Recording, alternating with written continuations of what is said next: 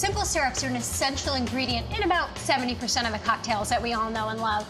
Turns out, they're not so simple. And Joaquim Simo, who's one of the co-owners and bartenders at Pouring Ribbons, one of my favorite East Village bars, is going to explain the complexities. I'd always thought that simple syrup was just something that made cocktails sweeter. I didn't realize there was a whole range of what it could do. Well, the thing is, most simple syrup is exactly that. It's sweet, and it's simple.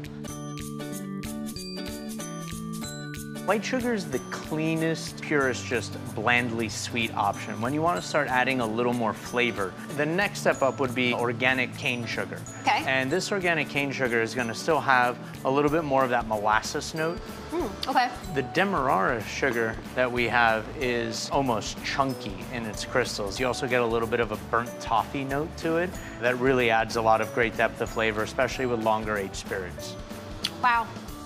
That makes a huge difference. Yeah, that actually tastes like candy. That tastes like toffee. Yeah. So how do you do the syrups? If I wanted to do them at home, what would I do? For the Demerara, we would do 2 to 1. So 2 parts sugars to 1 part water. Do you have to heat it or no? Or just for a long time? Gentle heating up will aid in the dissolving of the crystals, but you probably don't want to bring it up to a boil and reduce it. The thing that's always overlooked with sugar syrups is that not only are they adding sweetness, but they're also adding richness to the mouthfeel of a drink. So it's textural, it's not just sweet. Textural. Okay, so that's the part that I think is so cool, is the whole textural element, because it's just something I hadn't thought of with simple syrup.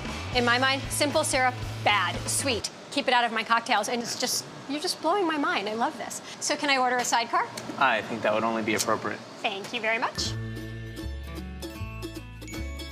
You want to start with a teaspoon of Demerara, and again, this is not really about making the drink sweet as much as it is about that critical mouthfeel.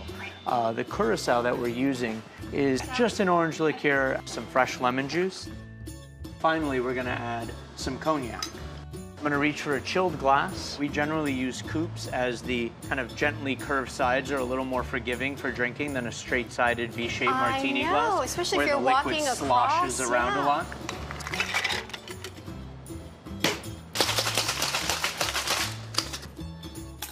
We're just going to strain this out. I can see, actually, when you're pouring it, how thick it is. We're going to peel a little bit of orange. Oh, and you want those oils right over the top, and you can really see how those are coming right off of there. Thank you, sir. This is very beautiful.